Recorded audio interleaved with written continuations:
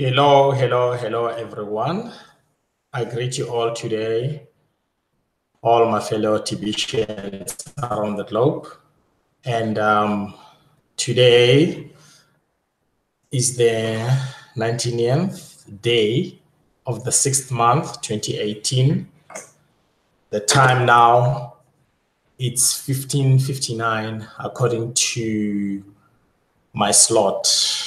I hope many of you have seen that on Facebook private. And I'm looking forward to share with all of you today.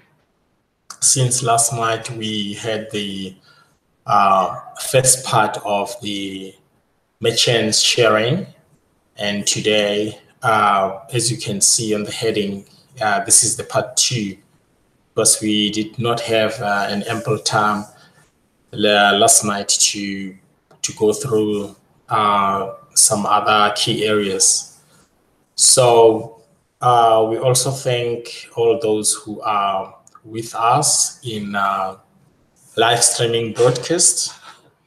And though I know sometimes we don't have much time, but at least if one cannot go over half an hour, can limit him or herself to half an hour, 30 minutes with extra 5-10 minutes questions and sharing maybe other testimonies within the Billion Coin community.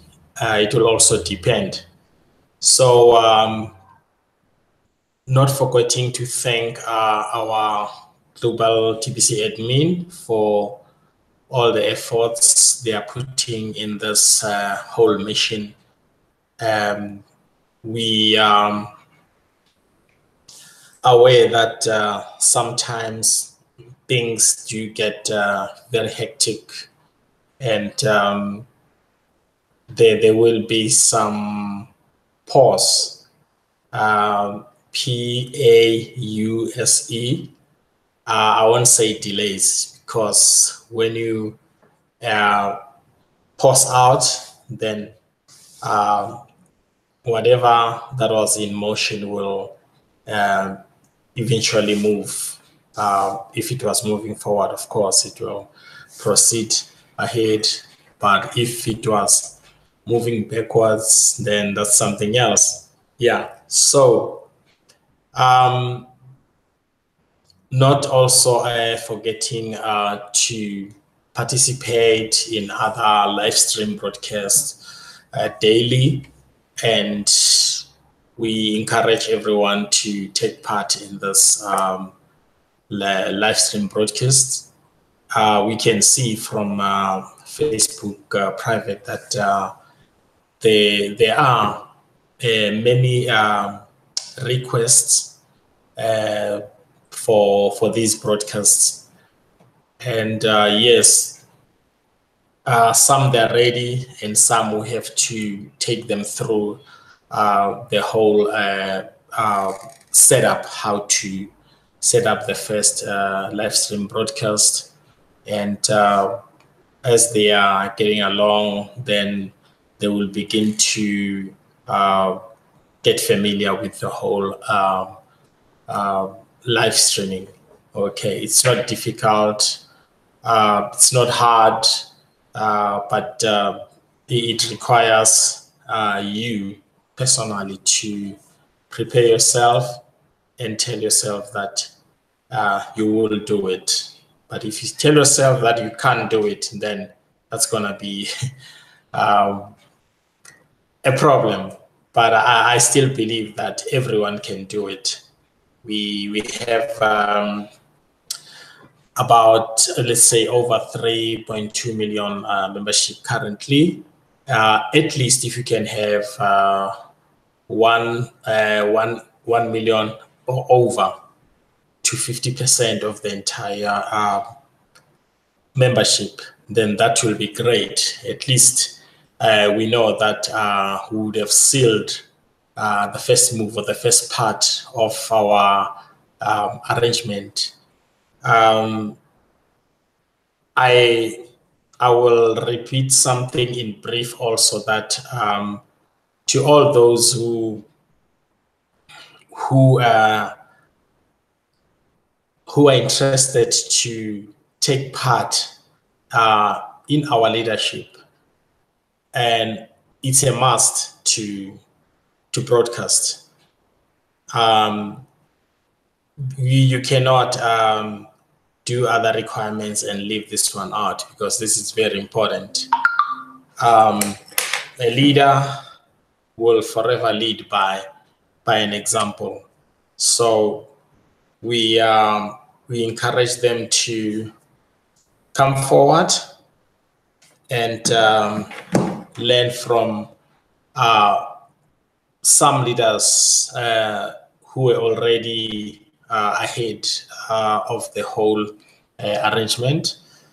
We do have leaders really who can take you through with the whole arrangement. You have seen Randy has forwarded his request at a fee, of course, of $100, so that he can take you through how to become a hardcore broadcaster, you know. So we are all in a position to do that. Okay. It will also depend how do you discuss with those who are interested. And yes, of course, it's going to involve quite much, and one is to be ready, but at the same time, it will be an ongoing process. Okay. So now let's come to the merchants issue. Okay. We also shared two different forms of merchants. We mentioned the large corporations, and secondly, we mentioned the barangay communities. Why we are discussing it again as part 2 of our live stream is because we would love everyone to get it clear that exactly where do merchants originate. I'll use that one. Okay. A big corporation cannot be a corporation just like that, but it has to start somewhere. You follow the history of McDonald's. The first two grandfathers who have started McDonald's, how did they start it, and where and how big was the outlet? Then at a later stage, the children and the grandchildren, they took over the business. As you can see today, it is scattered all over the world. And it didn't just start as a big franchise, but it just started somewhere. You name them. There's quite a number of businesses around the world where you can give a good reference. So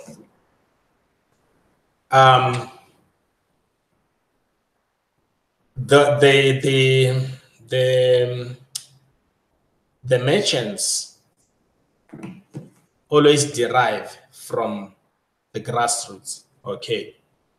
And then in a country like South Africa and other countries outside the borders of South Africa, we have semi-similar way, though not 100%. Like, for instance, in South Africa,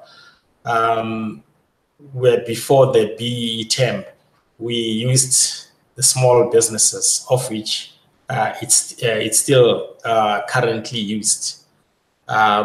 If you go to the Chamber of Commerce, they still apply that term, small businesses, okay? And then we have big businesses, okay?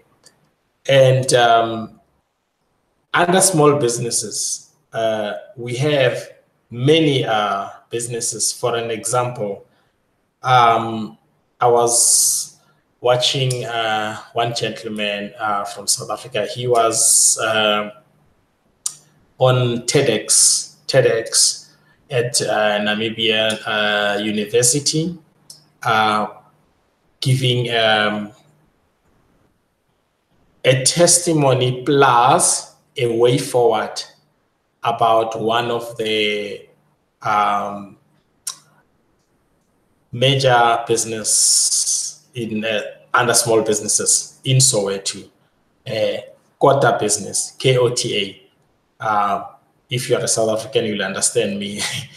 But some they use the word bunny chow. I don't know in Southeast Asia or other places, but I'll find out. So when Kota started,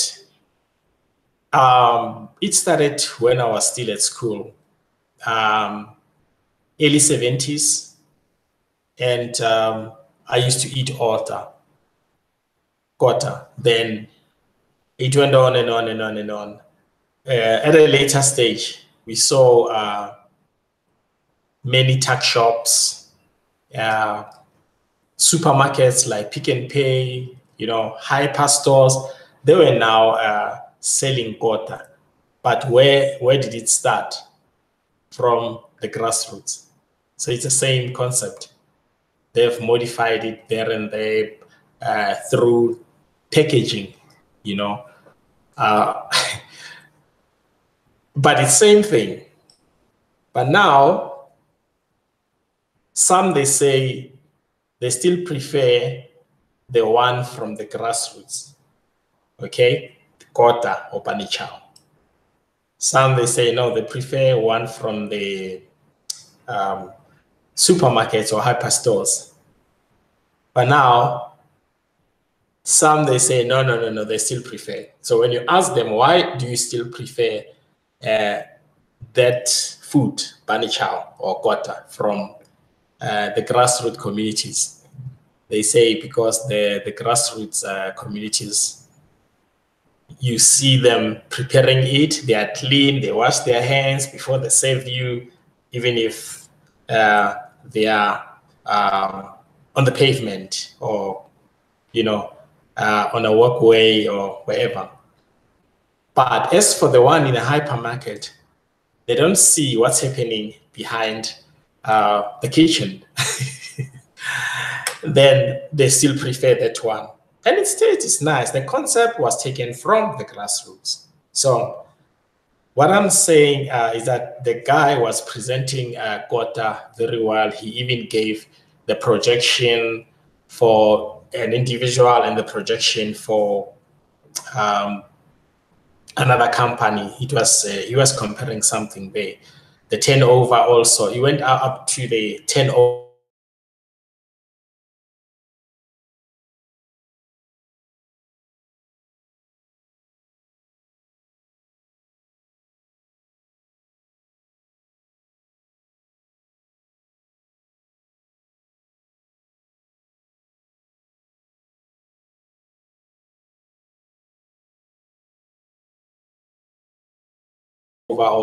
were done by the grassroots communities. So what I'm saying is that from the Berenge communities or grassroots communities, a lot can be done now, not yesterday, not tomorrow, now, because there is a market already, okay?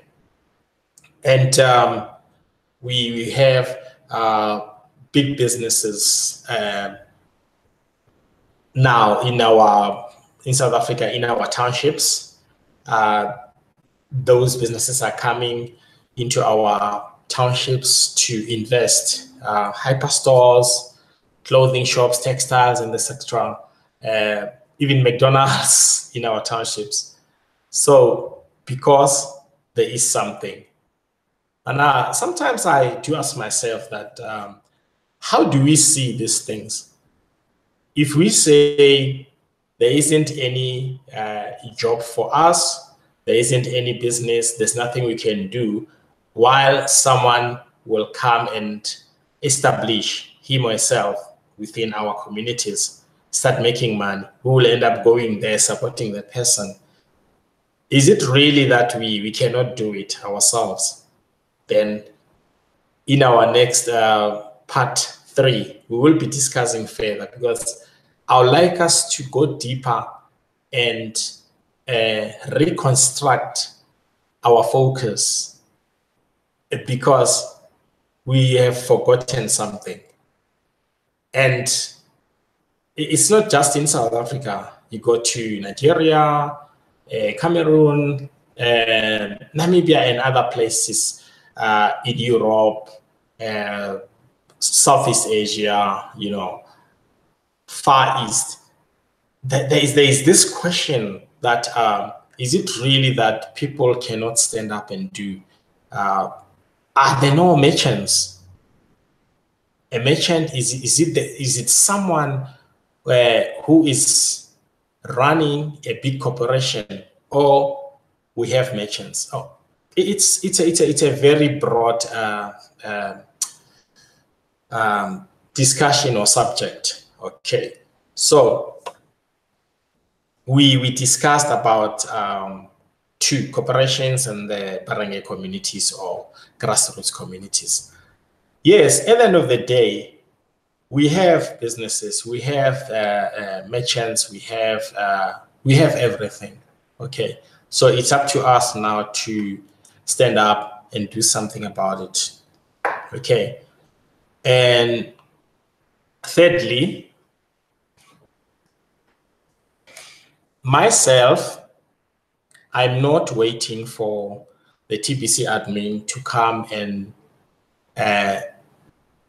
tell me how to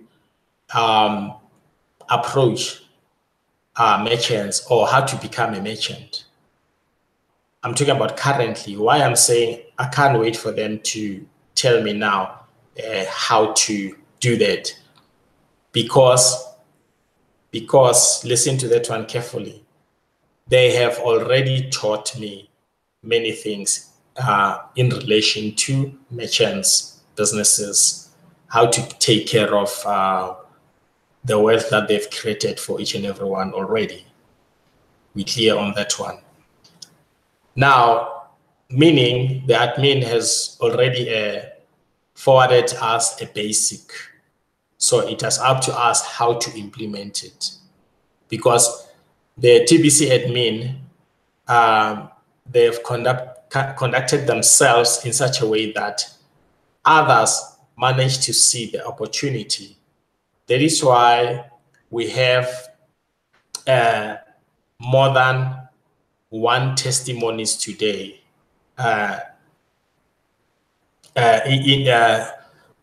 in different forms: property, land, automobiles, gadgets, hotels, foods. There's quite a lot. Okay, so now the people that we are talking about, they brought these testimonies within the TBC community.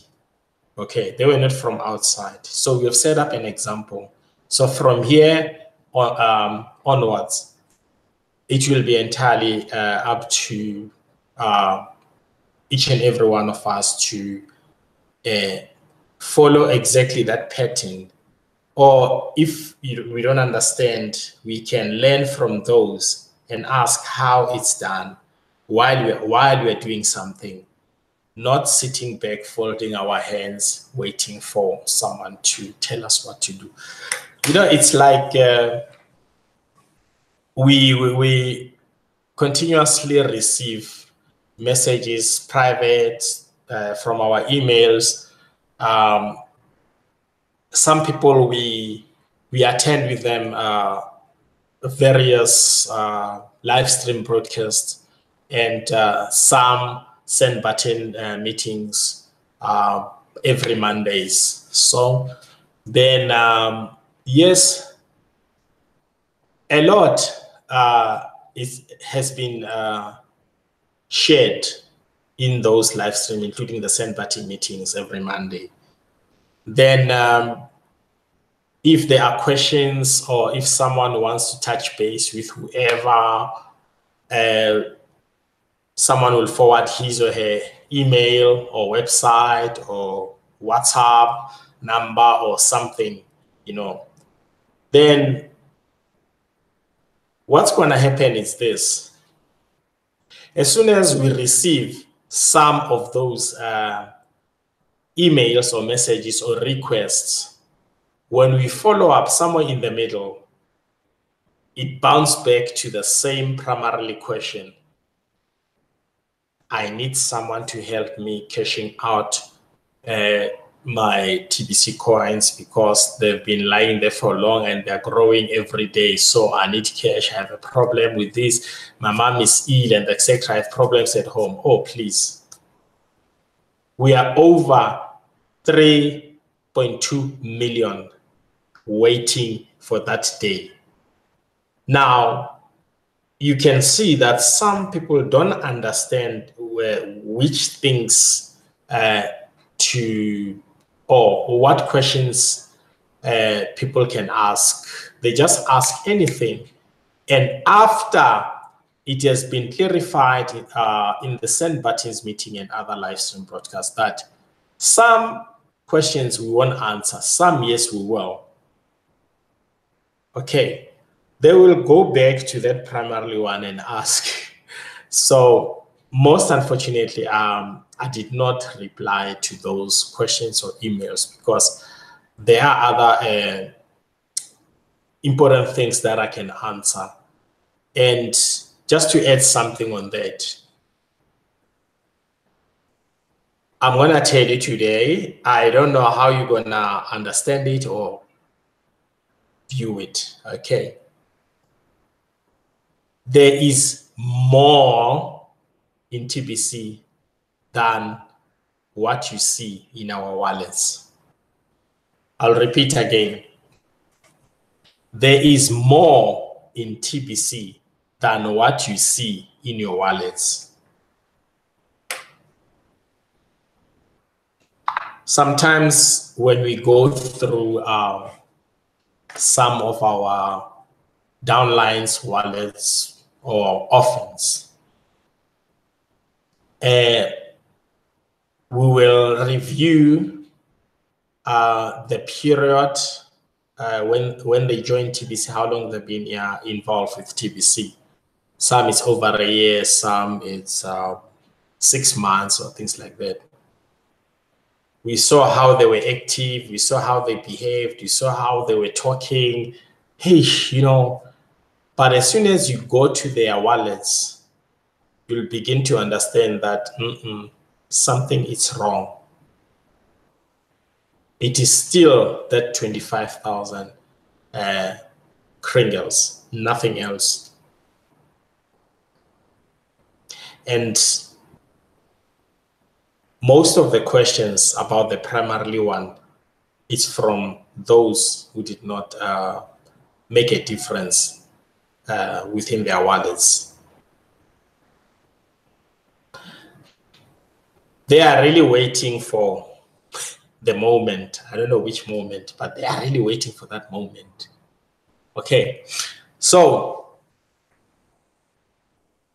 this was to clarify and add something about the merchants and which questions to ask and which ones are we going to answer and which ones are we not going to answer. Okay, so the merchants issue, it goes a long way. If you can go back and take a deep breath and look around carefully, you will see that no, there is something that you can do. Currently, I'm also running my own businesses, and I've accepted, an agreement on 50% cash, 50 to 70% cash, and 50% down to 30% TBC kringles or slash coins. But of course, there will be some ways on doing that. Even if I'm a TBC and running a business, at the end of the day, my clients must benefit. I must also benefit.